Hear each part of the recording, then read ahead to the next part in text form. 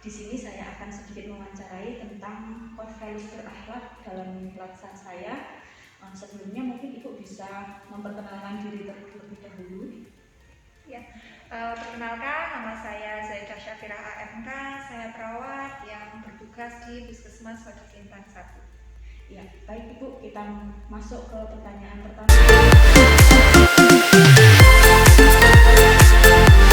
Kita memberikan pelayanan kepada pasien yang lanjut usia karena keterbatasan kondisi, keterbatasan fisik.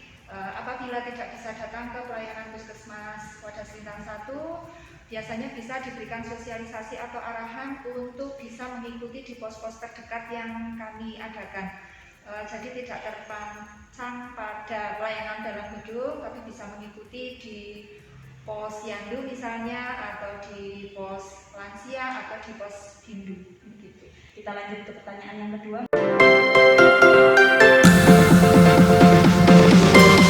Jadi kita juga tidak boleh sembarangan memberikan identitas atau keterangan hasil pemeriksaan kepada sembarang orang. Jadi kami terbiasa untuk memberikan seperti info konsen atau perjanjian, gitu. Jadi kalau yang tidak berhak untuk mendapatkan informasi dari kami tidak bisa memberikan keterangan semaunya sendiri, gitu. Jadi harus bertanggung jawab terhadap kode etik yang harus kita miliki. Iya. Pertanyaan yang ketiga.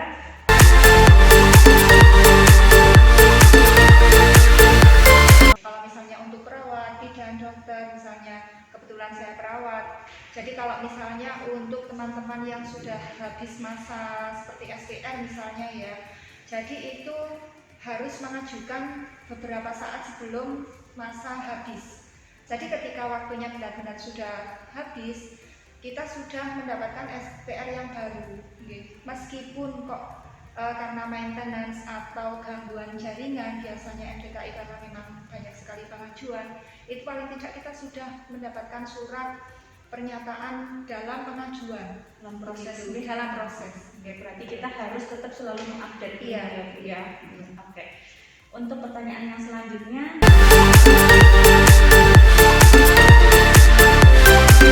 Pelayanan puskesmas pun kita terbiasa saling tolong-menolong. Meskipun kita sudah punya tugas pokok dan fungsinya masing-masing, tetapi dalam pelaksanaannya kita tetap berkolaborasi.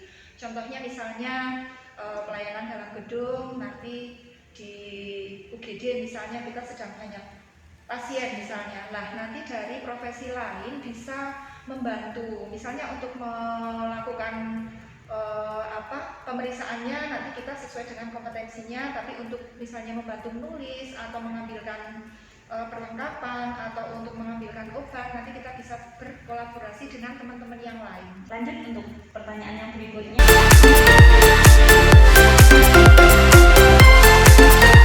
Puskesmas tercinta ya. Iya. Jadi kita misalnya kalau kami yang perawat sih atau teman-teman bidan atau teman yang masuk ke shift, misalnya ada pertemuan di jam pas kita masuk shift.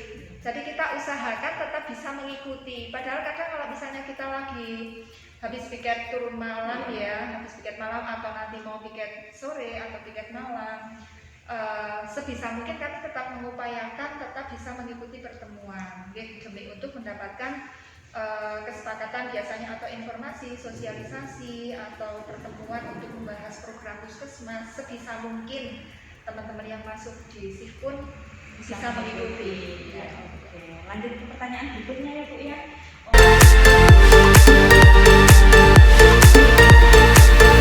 Melihat bagaimana peluang dalam melaksanakan pekerjaan atau program-program kita. Contohnya kalau misalnya kita pelayanan di desa, kita kan kadang juga harus menyesuaikan dengan kondisi. Kalau misalnya kita hanya sosialisasi, hanya berbicara, kadang kurang menarik lah. Kadang kita bisa menyiasati dengan memberikan seperti brosur, leaflet. Jadi selain ada ilustrasinya, masyarakat bisa melihat, bisa membaca. Ketika nanti sampai rumah bisa mengulas kembali, bahkan harapannya bisa menyampaikan juga ke masyarakat atau tetangga saudara yang kebetulan tidak mengikuti kegiatan.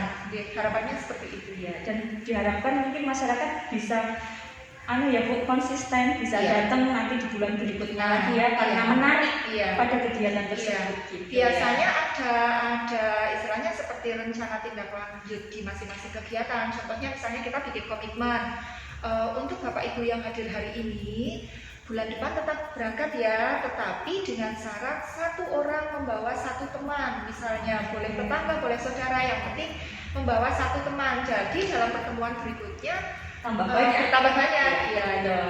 Pertanyaan yang berikutnya adalah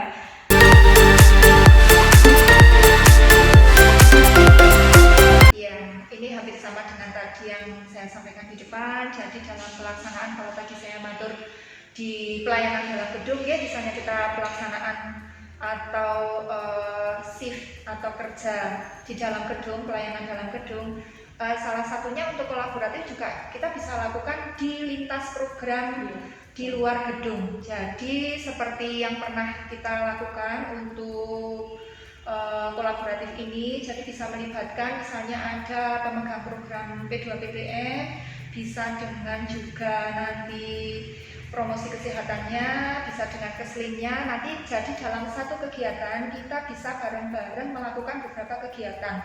Karena biasanya dalam masyarakat untuk mengumpulkan orang kan susah deh. Nah, ketika sekali menghadirkan orang, menghadirkan masyarakat atau undangan, ada beberapa program yang kita lakukan, jadi bisa bareng-bareng begitu. ya. Terima kasih, semoga bermanfaat. Wassalamualaikum warahmatullahi wabarakatuh.